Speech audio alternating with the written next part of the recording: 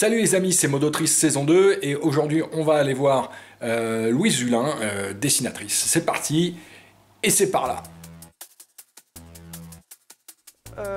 Pour mes 5 mots d'auteur, en premier je commençais par dire, c'est pas vraiment un mot mais pas encore publié, s'il y en a qui voient et qui écoutent.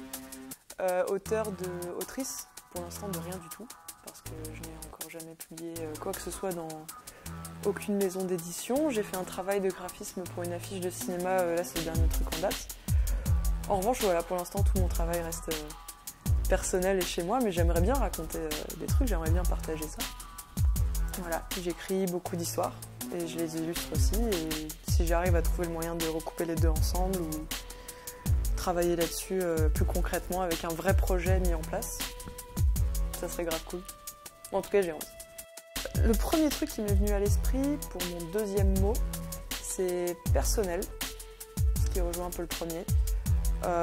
Tout mon boulot, il est vachement perso. J'adapte pas des choses. Je les écris et je dessine un peu ce que j'ai à dire et à faire comme ça. Du coup, c'est toujours des histoires et des personnages qui viennent de moi, que j'ai envie de faire parler. Et toujours, par extension, on se fait parler soi, parce qu'un auteur parle toujours de soi.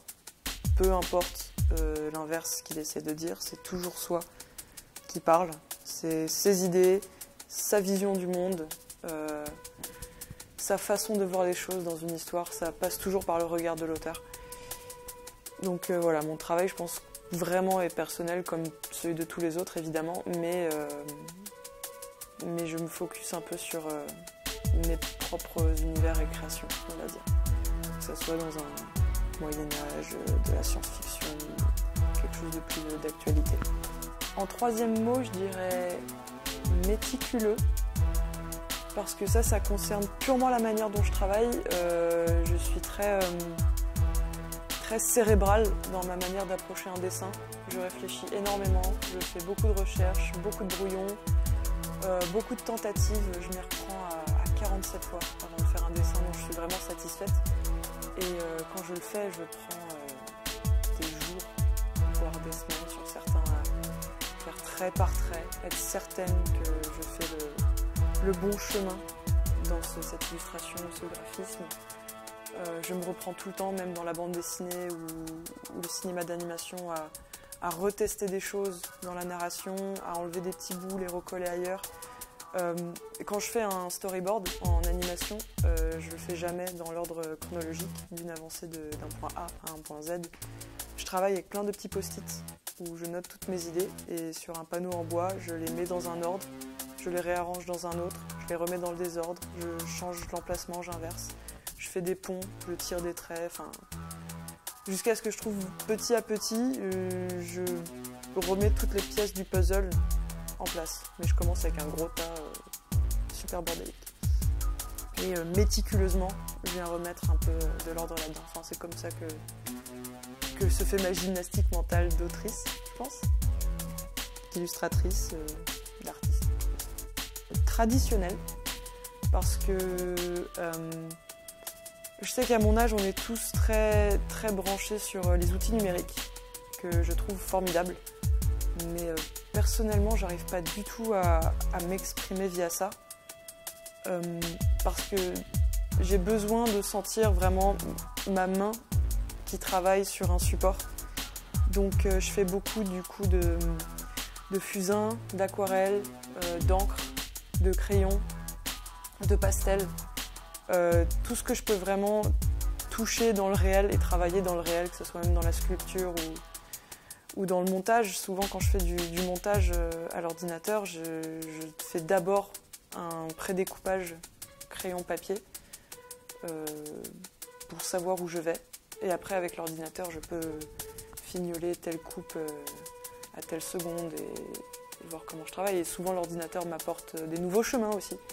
Mais ça commence toujours sur un départ dans le réel, avec souvent du papier et un outil qui est dans ma main. Mon dernier mot serait cathartique, parce que je ne dessine que quand j'en ai besoin, pour l'instant.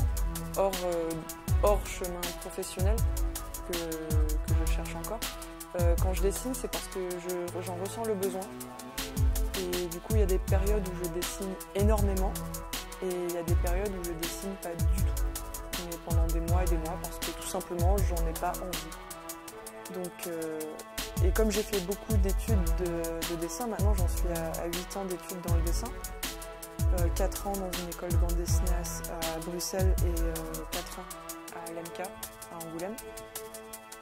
Tout ça, ça m'a mis une pression énorme de devoir dessiner pour une deadline, pour quelqu'un, selon une consigne, enfin avec tout un tas de paquets de contraintes et de restrictions tout autour qui m'ont vraiment étouffée dans mon plaisir de dessiner. Et quand j'ai eu mon diplôme et que je suis sortie de ces écoles, je me suis rappelée de ces moments-là quand on était gamin et qu'on dessinait parce qu'on avait envie, on prenait un crayon et on avait envie de dessiner des trucs et c'était cool et ça faisait plaisir. Et j'arrivais pas à m'arrêter, du coup je dessinais tout le temps en cours, dans la cour de récré, à la maison, à table, dans mon lit, je dessinais tout le temps parce que j'en avais envie. Et j'ai arrêté ça quand je suis arrivée en école de dessin et là on m'a mis une pression de délai, de production et d'une manière qu'il fallait faire comme ça et qui ne convenait pas. Et du coup depuis que je suis enfin sortie d'école l'été dernier, j'ai repris le plaisir de me dire je ne dessine que quand j'en ai envie. Et pour l'instant ça va, je m'en sors comme ça plutôt bien. Et ça se remet en place tout doucement, mais ça redevient un peu un plaisir. Et j'ai toujours un carnet et un crayon dans mon sac. Je m'en sers pas tout le temps, mais il est toujours là. Je suis pétée de thunes invisibles, ouais. Je fais partie de ces gens qui pensent qu'ils sont riches mais qu'ils ne sont pas du tout. Et du coup, je fais n'importe quoi avec mon argent. Et je me retrouve toujours dans le rouge à me dire mais qu'est-ce qui s'est passé? Donc non, dans la réalité, non, je n'ai pas un rond. Mais dans ma tête, j'en ai beaucoup trop.